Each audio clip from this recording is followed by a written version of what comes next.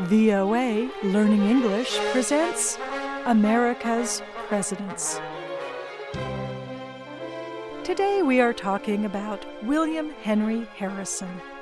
Although he was elected in 1840, many Americans still remember his catchy campaign slogan, Tippecanoe and Tyler too.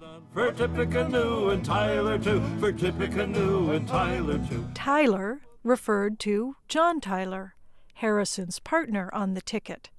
In other words, Harrison was the candidate for president and Tyler was the candidate for vice president.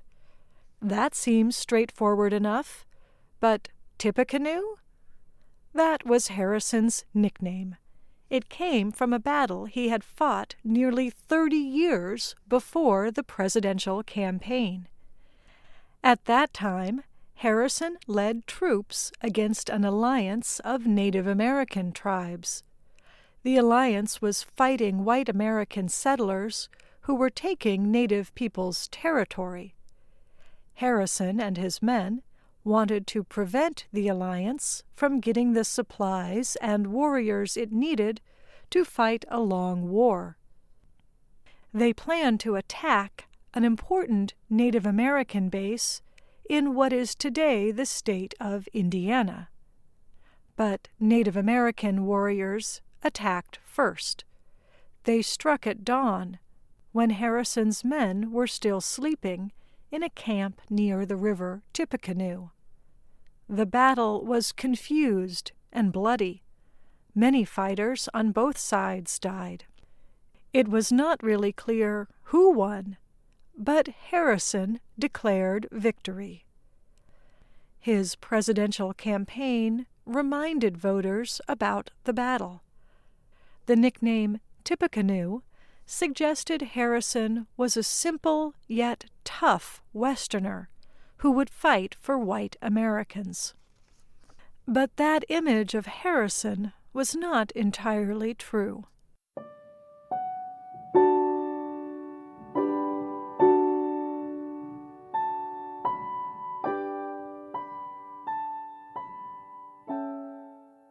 Harrison did not come from a simple Western family.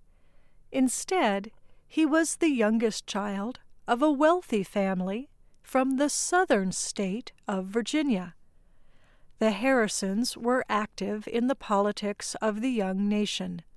His father signed the Declaration of Independence and became the governor of Virginia. Young William Harrison received a good education, but he did not want to become a doctor or lawyer. He joined the military instead. Harrison succeeded quickly as an army officer. He earned a reputation as an able leader in fights against Native Americans. Harrison became the governor of what was known as Indiana Territory. In that job, he persuaded Native Americans to enter into treaties that sold their land to the U.S. government, often for very little money. Harrison's insistence on securing land for white settlers was one reason Native American tribes formed an alliance against the United States. A member of the Shawnee tribe, Tecumseh, was one of their most prominent leaders.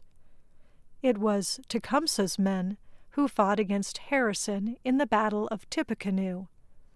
Tecumseh's men clashed again with Harrison during the War of 1812 at a battle in Ontario, Canada, near the River Thames.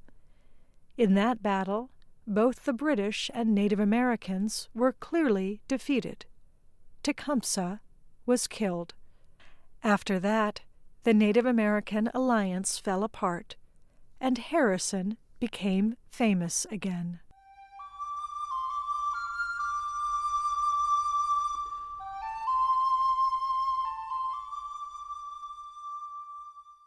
Although Harrison was a well-known fighter against Native Americans, he could not find lasting success as a politician.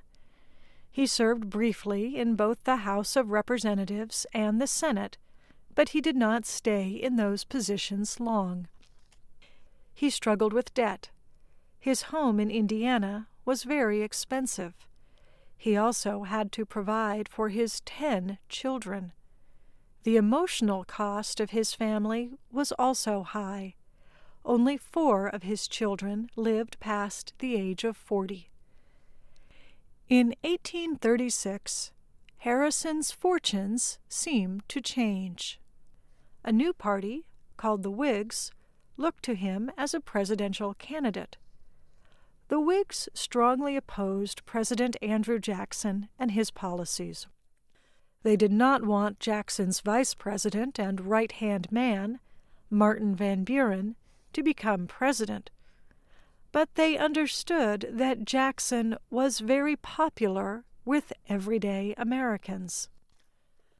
So the Whigs thought that Harrison, a military hero from the West, just as Jackson was, would appeal to voters. At the time, voting was limited mostly to white men. The Whigs nominated Harrison as one of their candidates. Harrison did well, but not well enough. Van Buren won the 1836 election, but the next election belonged to Harrison. His campaign developed that memorable song about Tippecanoe and Tyler, too. Supporters also turned an insult against Harrison into an advantage. Harrison's opposition said he would be happy to spend the rest of his life just sitting in a log cabin and drinking hard cider, an alcoholic drink made from apples. The opposition wanted to suggest that Harrison was not really interested in becoming president and working hard for the American people. But Harrison's supporters used the images of a log cabin and hard cider to portray Harrison as a humble man who could relate to common Americans. The plan was a success. Harrison won the election.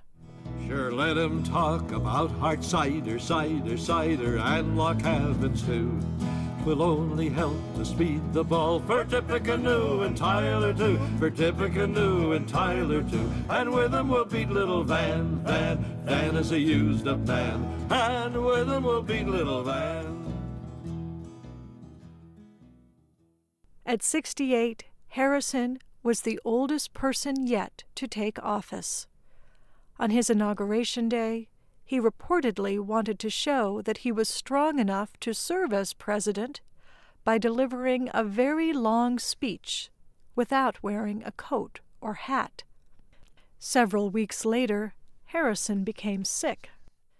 He complained of many problems: anxiety, fatigue, and pain in his stomach. His health grew worse and worse. 1 month after he was sworn in, Harrison died. It was the first time in the country's history that a president had died in office. The event raised many questions about who would become president. That question is answered in the next episode of this series. For future generations, it also raised a question about what Harrison died of. The traditional story is that his long inaugural speech led to a fatal pneumonia. But researchers in 2014 proposed a different reason. Jane McHugh and Philip Mackowiak wrote in the New York Times that while Harrison was in office, Washington, D.C. did not have a good sewer system. Human waste simply flowed onto public grounds a short distance from the White House.